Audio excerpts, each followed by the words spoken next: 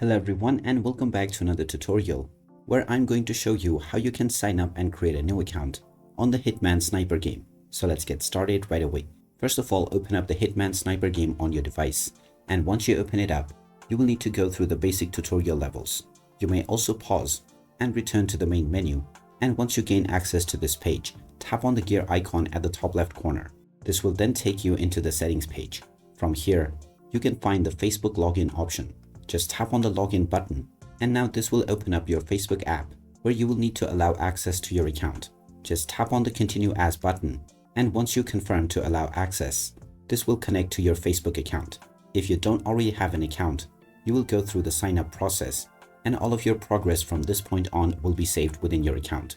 If you already have a previous account, then your previous progress will be restored, and you can continue playing from wherever you left off before. So there you have it. That is how easy it is to sign up and create a new account on the Hitman Sniper game. If you find this video helpful, don't forget to hit that like button and subscribe to our channel for more useful tips and tutorials. Thanks for watching, and I will see you again in the next one.